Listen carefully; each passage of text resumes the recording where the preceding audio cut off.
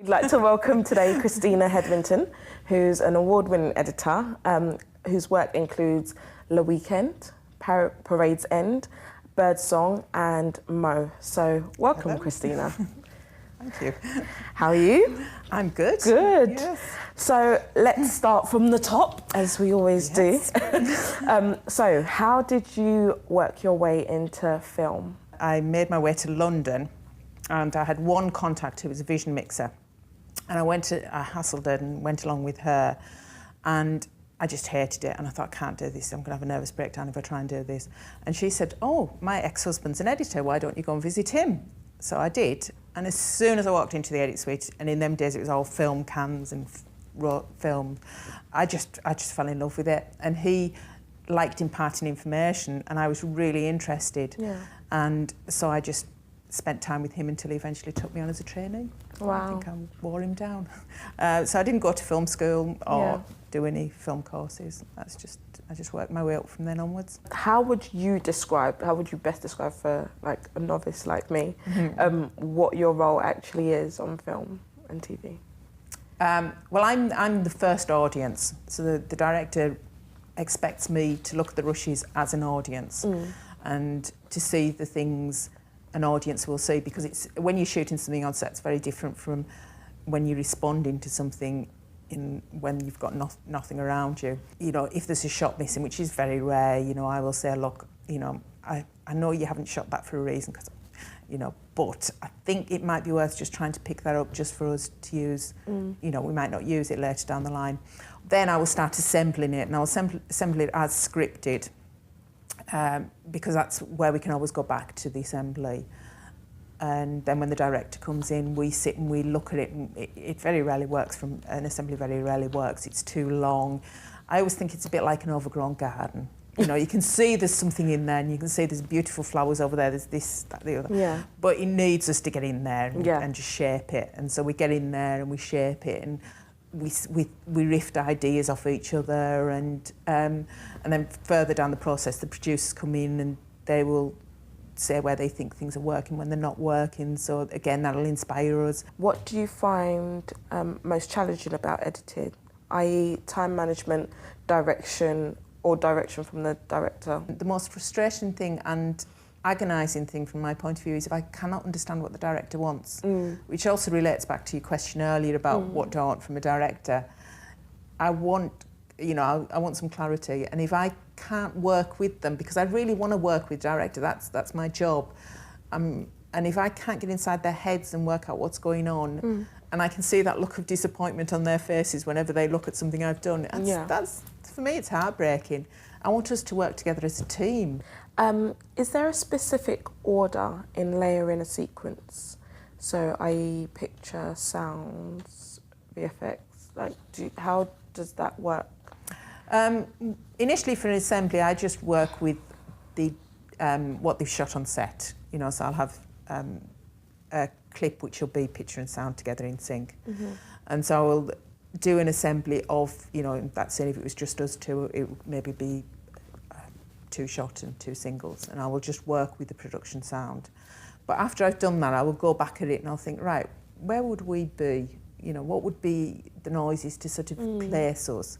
You know, if I wanted us to be in the Caribbean, I would have certain birds in the background. Yeah. If I wanted us to be in central London, I maybe have a siren going, so or Big Ben, but sound, especially sound effects, and then, you know, in the whole post-production process when it goes to the sound editors, I think it's a really important job, and it's quite often thrown away a bit, you know, and people just kind of go, oh yeah, sound will do, without sound can do it. And I think it's really important to place somebody, you know, day and night, because, you know, film can shoot during the day, but we want it to be night. Yeah. So we want to use sounds that really help that process, to make the viewer feel they are there, you know, really immersed in it. So I have an assistant, or sometimes if you're working on big features, you might have 2 or 3, but I just have 1. Yeah. I'm not greedy. And the assistant every day will get the rushes in from the labs or from the data wrangler. However, you know, I said labs because we're working on film, which is very rare at the moment, but it would be probably from a data wrangler. And they will transcode them, get them into the Avid, check that there's Suncorp check they're all labelled up in a way that I can find them and I find them, understand where everything is. Because in an Avid project, you'll have bins which each bin relates to each scene. Okay. So make sure that all the shots for that scene are in that bin. Do you think editing can be creative, or is it something entirely technical? I'm not at all technical, so I would say it's entirely creative. Obviously, there are some technical things, but a lot of the technical side's dealt with by my assistant. Okay. You know, I'm not great on quick times. Apart from, I do think they shouldn't be called quick times because they're not quick. You know, obviously, I do know some technical stuff because I need to. But on a drama project, I am employed for my skills as a drama editor of how I will work with the material, i.e.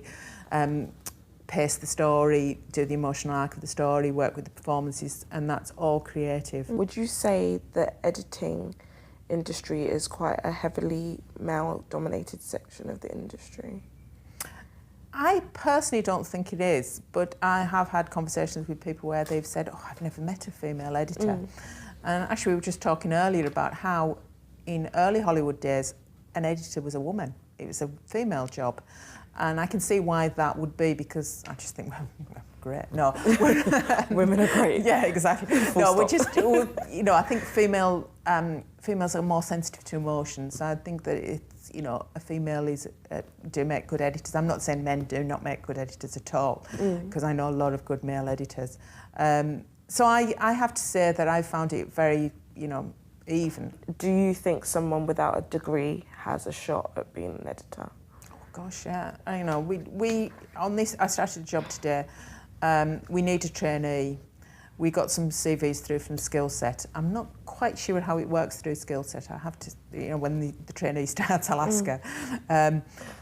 And I didn't look at any qualifications.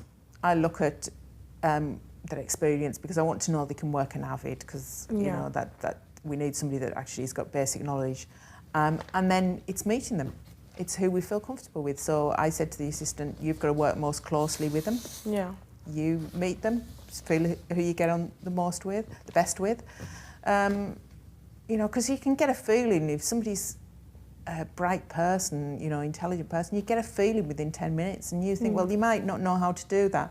You're going to learn that very quickly. Yeah. Do you recommend any courses that might be helpful, or any self-training that you think would be helpful in people's steps to becoming an editor? Get a knowledge of how to work a computer, because if you get a call to be a trainee and you can work an Avid, you know, that's going to take you up a level. You're going to be, you know, going to be in a good position.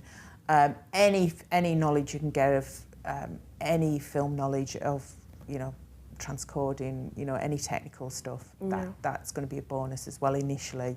The creative stuff comes later. Apart from London, where else in the UK is good for film experience? There's a lot of opportunities in Scotland, I think. Not so much maybe on drama, although there are some drama opportunities. Manchester's got a big hub and do quite a lot of drama.